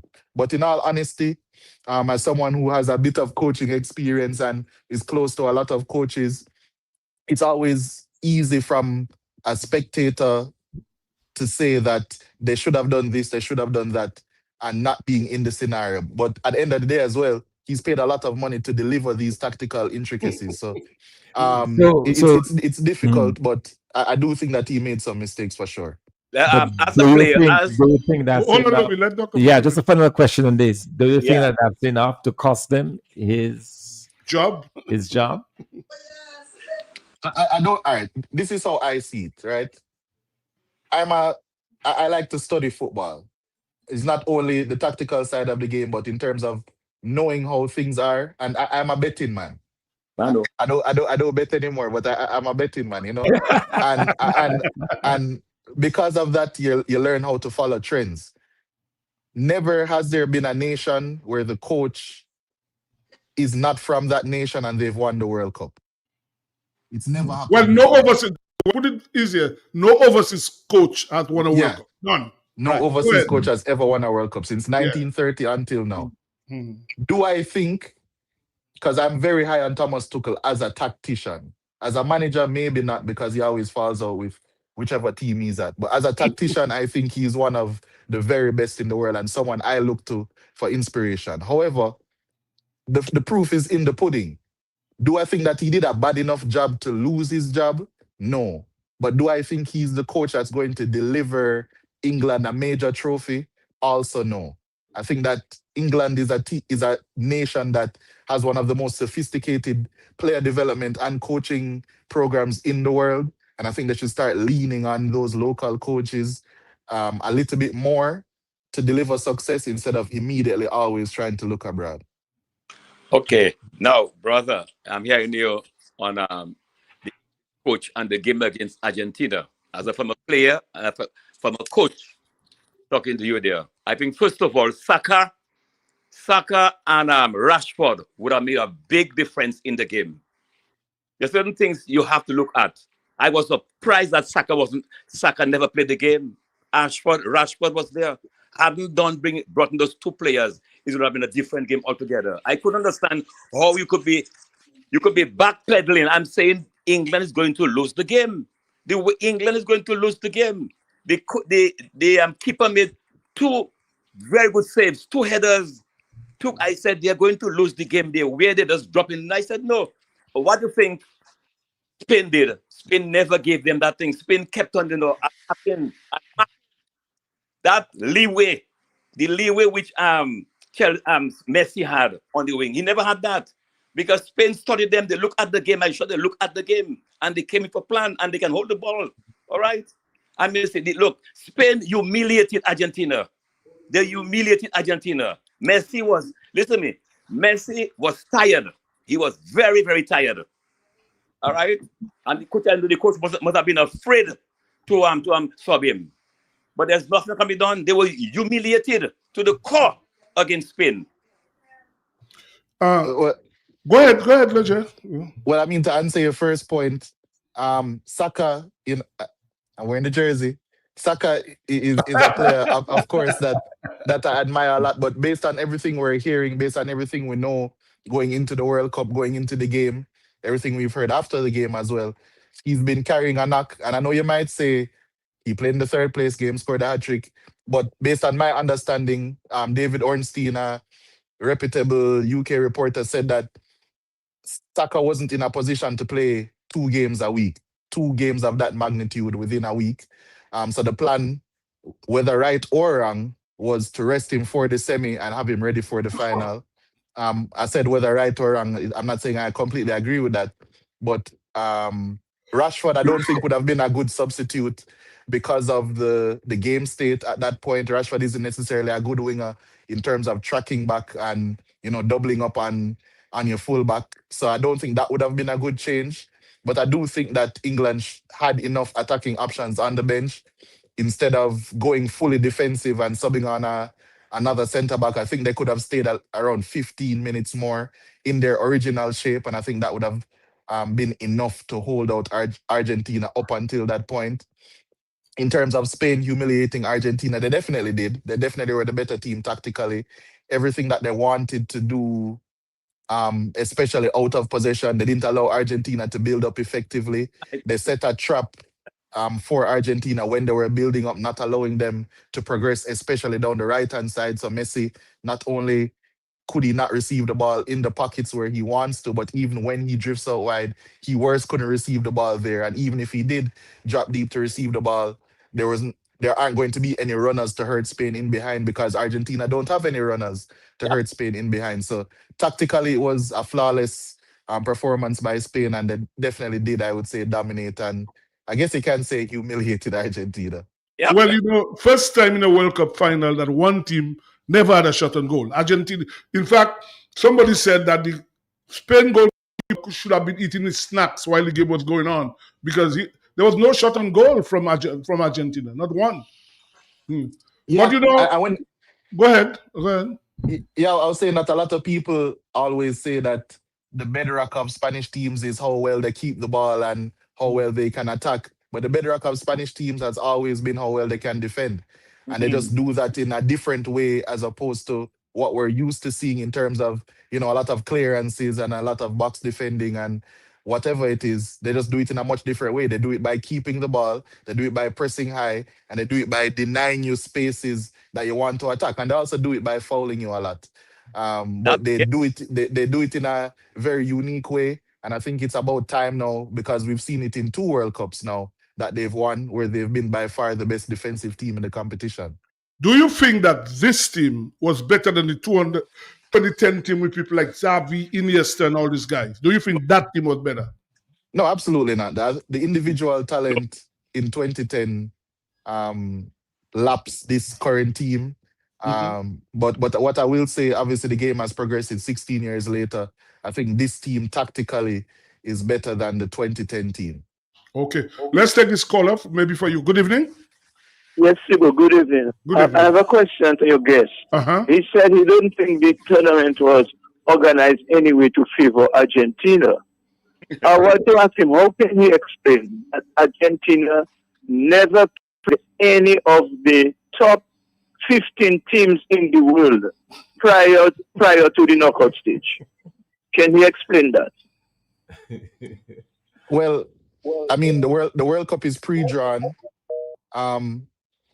There's also the fact that Argentina would have played some of the top 15 teams had the top 15 teams that they were supposed to play, like the Colombia, like Portugal, had they handled their business. So it's not always down to Argentina. They did their job, top their group. If Portugal had topped their group, they would have faced off against Portugal in the quarterfinal. If Colombia had beaten Switzerland, they would have played against Switzerland. So a big part of the reason why Argentina didn't play some of these big teams is because the other big teams that you would have expected them to play off against, like Uruguay, who didn't get out of the group stage, that's why they had to play Cabo Verde, like Colombia, like Portugal, didn't handle their business. It's the same reason why France had to play Paraguay instead of playing Germany, because Germany couldn't handle their business. So it's just the luck of the draw. And I would like to also say that all right, this is how I see it. I'm not going to say that football is bereft of corruption. I'll never say that, because we've seen corruption in many forms throughout the history of football. However, the reason for corruption, this extends beyond football, is because of money, right? I'm now going to pose the question to the viewers, pose the question to all of you guys. If this World Cup was rigged for Argentina to do well, they're placed on the same side of the bracket in a crash course to face off against Portugal. That is the biggest money game probably in the history of football, all things considered, because of Cristiano Ronaldo final World Cup, Messi final World Cup, in the United States, all the money that the World Cup was making. So if FIFA were rigging the World Cup to provide the highest entertainment and provide the best players, including Argentina and Messi, to get that far, why didn't they rig it for Portugal to get through? Now, if your answer is that they were rigging it for Portugal to get through, then I have something else to say to you. That means that your favorite player, because a lot of the people that are saying that the World Cup is rigged, they're either Brazilian fans, I'm sorry to you, my friend, or they're Cristiano Ronaldo fans. So it's either you're saying that the World Cup was rigged and Ronaldo wasn't good enough to take his team past, even though it was rigged in his favor, or you're saying that it's not rigged. You really have to choose a side. I don't think the World Cup was rigged, personally. That's my opinion on things. But if people want to put on their tinfoil hat, then I'll allow you to do so, I guess. First thing is this: you're talking about rigged. Look at the first thing, the red card, which we never looked at. What happened there with the American getting the red card? And here you have the president of FIFA going ahead, all right, and agreeing, and England didn't get the same favor. How you look at that? Well, I mean, if there was anything that there is some obvious corruption and obvious favoritism being deployed, that would be it. I don't agree with that decision. I was informed before the World Cup that there isn't a clear disciplinary committee, so it was very strange to hear that the disciplinary committee said that the decisions should be overruled. But in all honesty, that's the only thing that I can say was overly controversial, something that is unprecedented, something that we've never seen before. As I said before, I'm a historian. I'm a historian of the game. I'm someone who has watched. Yes, I was born in '98. Yes, the first World Cup I was cognizant of watching was in 2006. I've gone back to watch several. I've watched the '02 World Cup in its entirety. 98, 94, 1990, 86. I've watched games from practically every World Cup where there's footage for. I've been watching football for 20 years.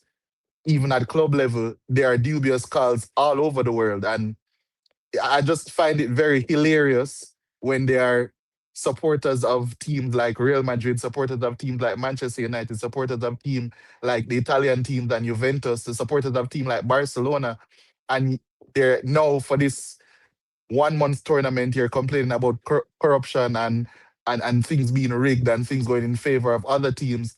Where was this self-awareness, or what happened to this self-awareness when you're watching your team defraud smaller teams throughout the years? I find it quite funny that people would call for corruption now against this Argentina team when you watch all of those club teams that you probably support, one of them do all of those dubious things throughout the years. You just celebrate it and move on. So I just choose to avoid all of those stuff. Are you a fan of Messi or Argentina? They're listening to you. They're listening like, are you a fan because you're on Brazil? But I'm looking at the game objectively, brother, in terms of rigged. What we saw there, first of all, what we saw, the people had, in terms of coming to the conclusion that favoritism was there. As far as I'm concerned, they would have been happy if Argentina had won this World Cup to crown Messi as the greatest. And I say no more on that. Right. Okay. Leche, it's no coincidence that 3 of the 4 semi-final teams, they have the best in the world. You have Spain, you have England, France. The best football leagues are in the 3 countries, right? You can say that. Yes. I mean, in which order would you go? In which order you'd go in the 3? I mean, would you go for England first? Yeah, I would say the Premier League is definitely the best league in the world. La Liga is second. It's a toss-up for everything else for me. Yeah, sure. But you know, the Real Madrid is arguably the biggest club in the world, probably Manchester United in the second. And there was no player from Real Madrid in the Spain team, not one. Yeah. Arguably the most powerful club team in the world. Yeah, I think it's indicative because they always try to go for their Galactico approach. They sign the best players from all over the world, and that's how they've been successful. They haven't had much success throughout the past couple of years, going trophyless, I believe, for the past 2 years. But their stars still came to the fore in the World Cup. Mbappe, Jude, Vinny. Real Madrid actually had the most goals in the World Cup from their players. So, I guess they can say it's a success. And Michael Olise, I'm sure you hear he wants to go to Real Madrid, right? I'm sure you hear that. Yeah, heavily linked. I think that would be an interesting signing for them. Would that solve all of their issues? I don't think so, but it's going to be an interesting club season is what You're right. Your club might be short of some players for the start of the Premier League next month. I mean, you look at Saliba, you don't know when he's going to start. Declan Rice is as well. So some of the players might not be ready for the start of the Premier League, eh? Yeah, I mean, I already came to terms with Saliba even before he came out of the semi-final. It was reported that he would need surgery. They're saying that he's not going to do the surgery, but he will be out for 3 to 4 months. Declan Rice has played an exorbitant amount of football for this past season. He's actually played more minutes himself than Chelsea, Liverpool, and Manchester United have as a club. He's outplayed them in terms of the minutes. So that's not good. He'll need some rest. Saka also will need some rest. So it's going to be quite important for Arsenal to batten down the hatches and get some quality through the door so they can keep up their Premier League push and try and win another title. Question for you. Yes. Looking at Caribbean football, you're involved in coaching, you said coaching. We have just looked at the World Cup. I'm talking, first of all, you're looking at what you have seen with the work on football, the emergence of football, and players have, first of all, the game is quicker than before. You can't have any player going and play that is slow. You need speed, you need the endurance. What and the technical approach. What you think, for example, like your team, Jamaica, have to improve on Trinidad the Islands in the English speaking island. What we have to improve on to take our game to the next level. Look at Jamaica, your country. I mean, that's a difficult question. I just think that in all of those countries, the governing bodies need to take football a little bit more seriously. There needs to be more investment from a younger age. All of these teams that dominate football, even the smaller team that you see coming up, teams like, say, for instance, they didn't do excellently, but say a team like Ecuador, they have one of the best academies in world football. Cape Verde, they're together in terms of how they want to develop their football. It didn't just come overnight, their success. It's been a process of them building and building from the ground up. Jamaica and a lot of the other nations in the Caribbean need to invest in that. Here in Jamaica, there's only one center for football development. Everything is played at the Captain Horace Burrell Center. So I think there just needs to be more investment at all levels in terms of getting better fields, getting more accessibility, and most importantly, in my opinion, allowing or fostering development for coaches as well. Because if you have better coaches all throughout your country from a grassroots level, that you will definitely see a greater number of players being exported and developed and eventually being good enough to play for your country as well. Should your best coaches, the best coaches be attached to the youth teams? Should the best coaches being attached? I don't think so. I think there are different skill sets that are required for coaches to be a good youth coach and to be a good senior coach. So it's difficult to say the best coaches, but it's not every coach is able to coach well at senior level and at youth level. There are certain things that you need. I'm sure you guys would know someone like Neville Bell, for example, who is a very popular coach here in Jamaica. He's now putting it down, focusing on, the media, but he has been a coach that has fostered so many talents at high school level and at youth level, but at senior level, he's not someone that was ever seen as someone who could take Jamaica forward. So not every coach is someone who is able to translate what they do well at youth level to senior level. So it's just all about finding that balance, in my opinion. Right. Okay, Leje, on that note, I just want to say thanks to you, as usual, for giving us all the information. I'll be in touch with you. The Football League starts next month, so now and then we'll have you to comment on the Premier League. I don't think Arsenal is going to win it this year because a lot of injuries and a lot of teams, Manchester United, are piling up a lot of good players. So I just want to say thank you very much to you. Mr. Sebastian, you said that before the start of last season too, so I have to take it with a grain of salt. Anyway, thank you and say good night to Lance for me, please. Tell him say hi to Lance. I will, of course. Okay. All right. Thank you, man. Thank you so much. No problem. Right. Guys, all right. Thank you, Leje. Before, let us take that caller quickly because we have to talk about cricket. Yeah. Good evening, gentlemen. Good evening. This year we didn't see a black guy on the Argentine team, but I think next World Cup we might end up seeing a black one there. He wouldn't be born in Argentina, but of Haitian parentage. So that? No, we don't know. Under 17. There's a young Haitian guy. Under 17.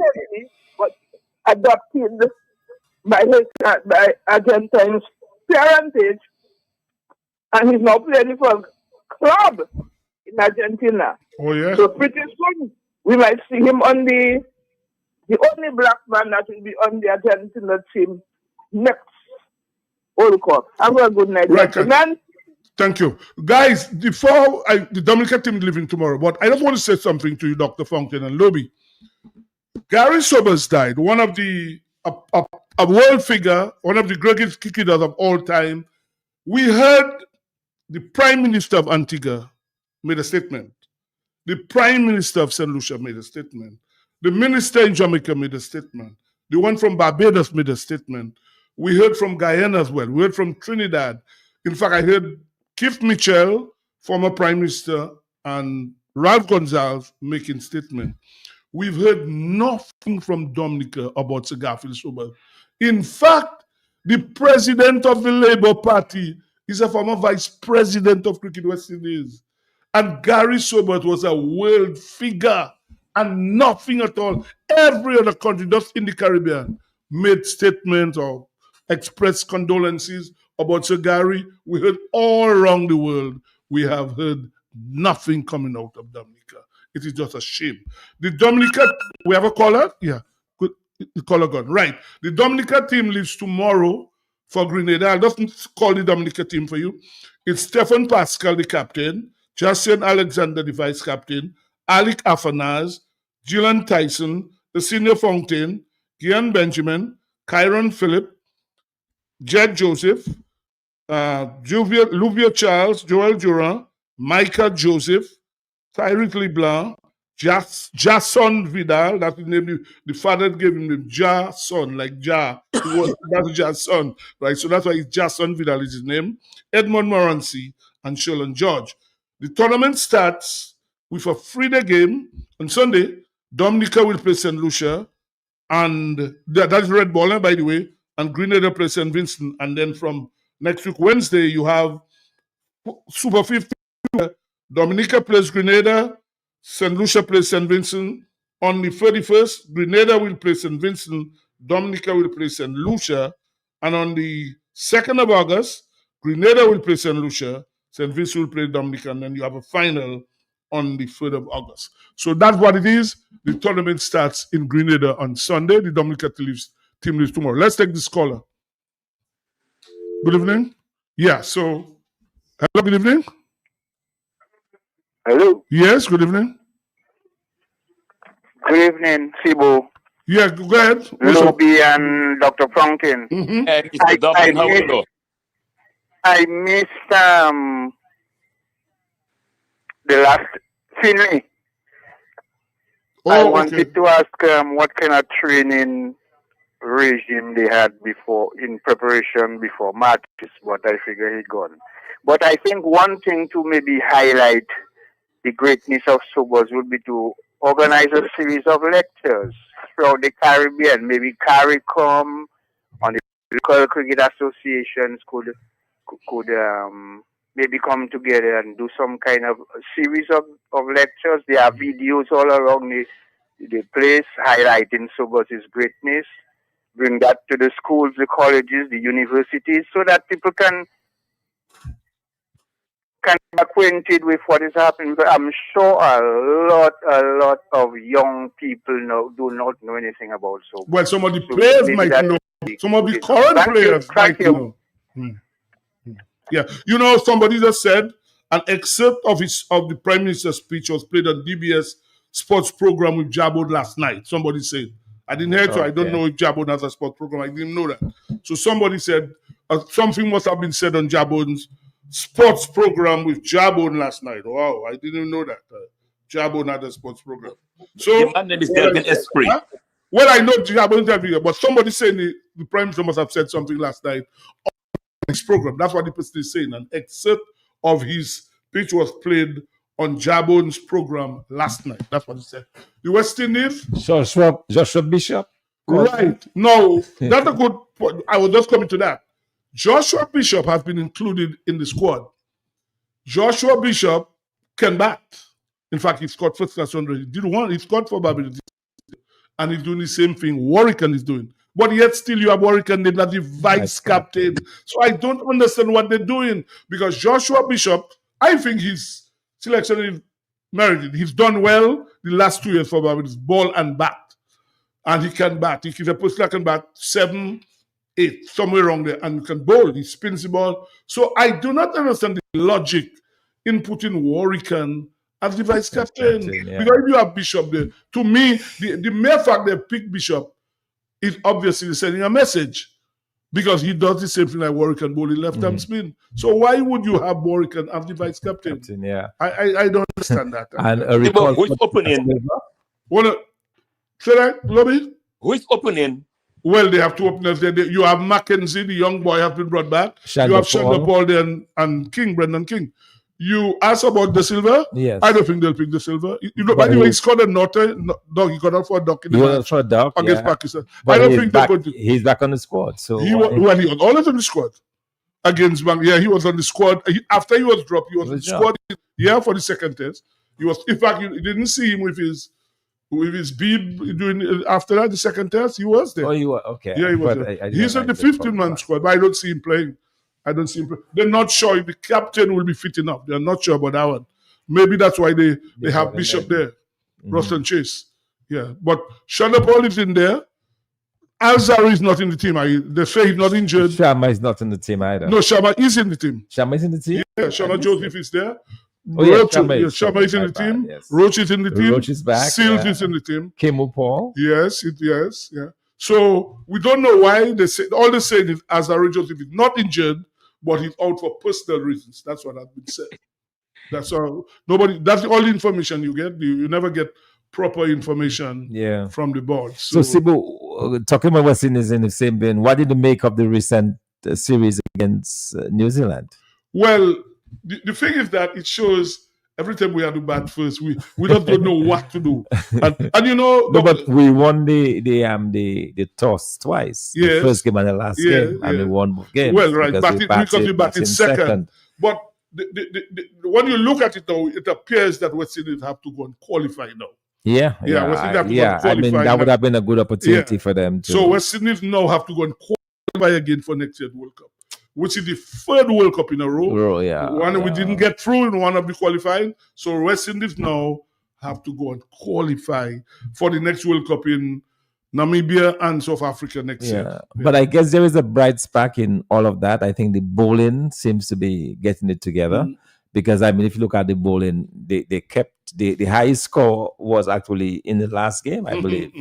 But they kept, and now with Vital Laws and so on. Well, I think he's a guy that should be encouraged, Laws, Yeah. because that's a type of bowling is very rare in world cricket. Actually, they've taken him on something already. He's gotten a contract to replace one of these in a cricketers. T20. Yes. Well, that is why they have to be careful with that. These young fellas must go and learn the cricket first before you have them in 20. It's like Ogis. Ogis has never made a big score in either thing, and he's playing for West Indies. He's getting starts. You're getting starts. I somehow feel that it's going to come good. I mean, something about his batting style. But I heard Bishop saying on Tuesday night that he needs to learn. Obviously, he has to learn at his age. He has to learn the cricket. You have to know when is it. I mean, when you get to 30, now you tend to buckle down and try to get to 50, and then take it from there. Because if you look at how he got bowled, his bat was way away from his body. He was never in behind the ball. So anything coming back would have bowled him. He just wasn't, because again, the young guy, you have a good crowd, hitting some shots, everybody excited. So you feel you can hit every ball. But as we come to the end of the program, Dr. Fontaine, you have something to tell listeners on Workers' Voice, what happened in the court today. So I'm sure everybody will be listening to this Workers' Voice, because there's puppy show going in the court system where a judge decides something and the magistrate is doing something else. Like, in other words, the magistrate thinks he's bigger than the judge. So listen to this Workers' Voice and Dr. Fontaine will explain to you. Let's take this last caller. Good night.